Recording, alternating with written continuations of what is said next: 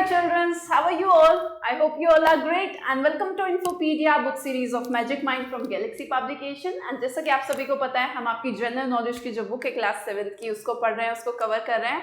So let's start our next chapter. So chapter number 12 क्या है आपका? डिजास्टर्स मतलब आपदा, जो एकदम से प्रकृति की वजह से जो है जितना भी नुकसान वगैरह होता है, एकदम से जितनी भी मतलब एक तरीके से आपदा आती है वो आपका क्या कहलाता है? डिजास्टर कहलाता है. देखो डिजास्टर्स आर सडन. ये कैसे हैं आपके? ये सडन है मतलब अचानक से होंगे आपके. कैटेस्ट्रॉफिक इवेंट, कैटेस्ट्रॉफिक का मतलब होता है जो सब चीज को तबाह कर दे एक तरीके से. तो कुछ ऐसे इवेंट है आपके that cause significant damage to the environment, जिसकी वजह से बहुत ज्यादा जो है नुकसान होता है आपके एनवायरनमेंट में, प्रॉपर्टी को एंड ह्यूमन लाइफ को. यानी कहते हैं ना जान माल का जो है बहुत ही ज्यादा भयानक तरीके से जो है नुकसान हुआ है आपका. They can be natural. ये कैसे होते हैं? आपके प्राकृतिक होते हैं. सच एज अर्थक्वेक, जिसमें अर्थक्वेक जैसे भूकंप है. क्या भूकंप मैन मेड है? क्या हमने भूकंप लेके आए? नहीं, वो इट इज नेचुरल.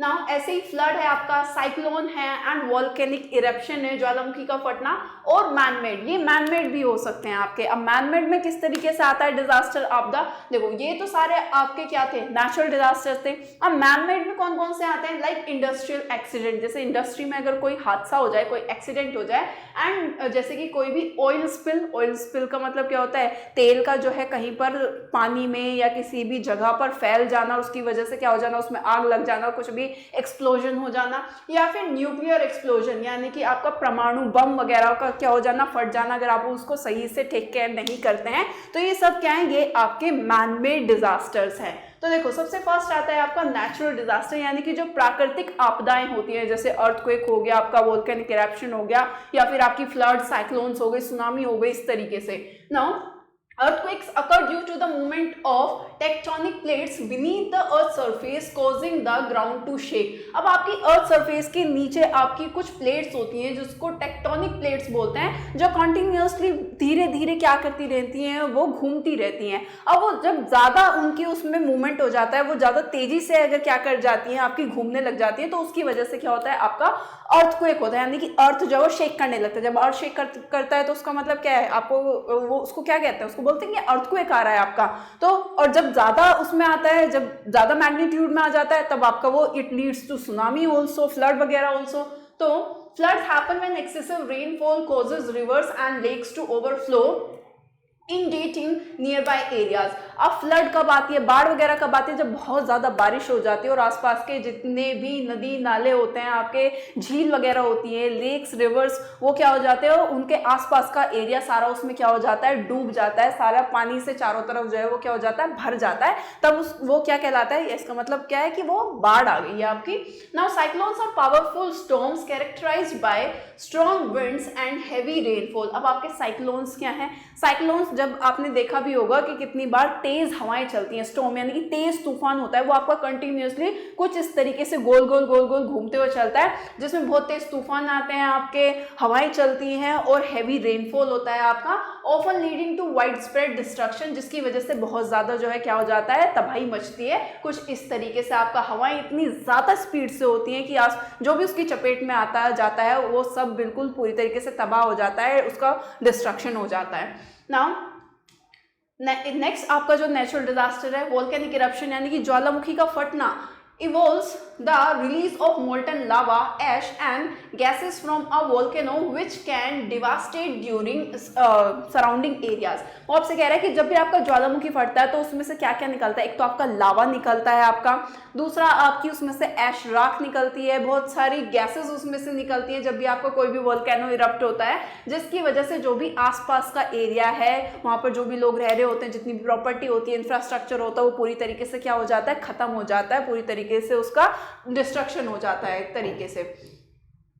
नाउ ये तो थे आपके नेचुरल डिजास्टर. अब बात करते हैं मैन मेड डिजास्टर्स की. मैन मेड डिजास्टर यानी कि अभी जैसे आपने पढ़ा था कि जैसे कभी भी कहीं इंडस्ट्री में कोई एक्सीडेंट हो जाए, ऑयल स्पिल हो जाए आपका, तो देखो industrial accidents occur due to the failure of safety measures in factories. जब आप जो है फैक्ट्रीज के अंदर जो है सेफ्टी पूरी तरीके से उसका ध्यान नहीं रहता, तब ऐसी दुर्घटनाएं जो हैं वो घटती हैं, ऐसे डिजास्टर्स जो हैं वो होते हैं, leading to explosion and fires और केमिकल स्पिल, जिसमें से एक्सप्लोजन एक्सप्लोजन हो सकता है, किसी भी धमाका हो सकता है, बहुत तेज आग लग सकती है, या कोई भी जो केमिकल है वो क्या हो सकता है, स्पिल हो सकता है, वो आपका फैल सकता है चारों तरफ, उसमें फिर क्या होगा, आग लग सकती है, या फिर बहुत तेजी से क्या हो सकता है, धमाका हो सकता है आपका।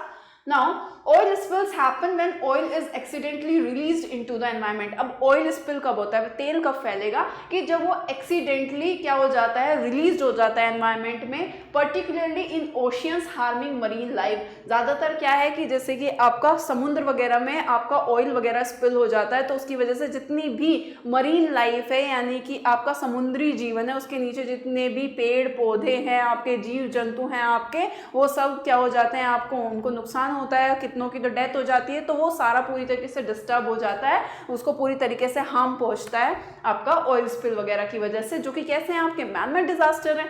Now nuclear explosion can occur due to mishandling of nuclear material leading to radiation leaks that are hazardous to all form of life। वो आपसे कह रहा है कि न्यूक्लियर एक्सप्लोजन जब होता है, यानी कि जब परमाणु वगैरह फटता है आपका, अब वो फटेगा कैसे, जब भी आप न्यूक्लियर मटेरियल को, यानी कि जितने भी न्यूक्लियर मटेरियल हैं आपके, उनको अच्छे से नहीं रखोगे संभाल कर, राइट, तब आपका क्या होता है, न्यूक्लियर एक्सप्लोजन होता है। उसमें से बहुत सारी रेडिएशंस वगैरह निकलती हैं, जो कि आपके हर तरीके से, चाहे वो ह्यूमंस हो, चाहे प्लांट्स वगैरह हो, चाहे आपके एनिमल्स हो, हर तरीके से सबको क्या पहुंचाता है, बहुत भयानक तरीके से नुकसान पहुंचाता है।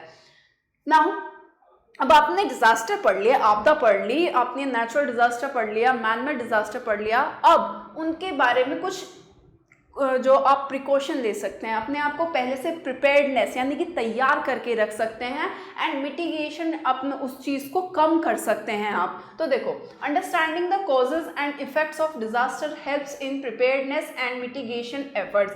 अगर आप उनके कॉज को समझ लें कि किस इस वजह से जो है आपका ये डिजास्टर हो सकता है, राइट, तो अगर आप उन चीज़ों को समझ लेते हैं, उनके लिए पहले से तैयार होते हैं, तो आपका क्या होगा, वो कम से कम नुकसान होगा आपका। Now, these include building stronger infrastructure, creating early warning systems, and educating people on safety measures to minimize the impact of disaster. अब ये कैसे हो सकता है, आप किसी भी चीज़ के लिए किस तरीके से तैयार हो सकते हैं, या कम से कम जान माल का जो है नुकसान हो, उसके लिए आपको क्या करना पड़ेगा, इसके अंदर बिल्डिंग्स वगैरह हैं वो बहुत ज़्यादा स्ट्रॉन्ग बनानी पड़ेगी, ऐसा इंफ्रास्ट्रक्चर, ऐसी बुनियाद बनानी पड़ेगी आपकी, जिससे कम से कम क्या हो, नुकसान हो आपका।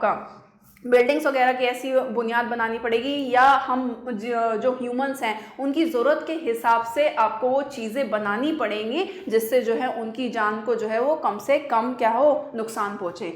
इसी तरीके से लोगों को उस बारे में क्या करना पड़ेगा, एजुकेट करना पड़ेगा, आपका सेफ्टी मेजर्स उनको बताने पड़ेंगे, जिससे आपका जो डिज़ास्टर है उसको कम से कम आप क्या कर सकें, उसका जो प्रभाव है आपका, जितनी भी चाहे प्रॉपर्टी हो, बिल्डिंग हो, इंफ्रास्ट्रक्चर हो, ह्यूमन लाइफ हो, उस पर जो है कम से कम आपका क्या हो, इफेक्ट हो, आपका कम से कम प्रभावित हो ये सारी चीज़ें, राइट। सो ये आपका जो चैप्टर था डिजास्टर से रिलेटेड, आई होप ये आपका अच्छे से क्लियर हो गया होगा। That's all for today. I hope you like this video.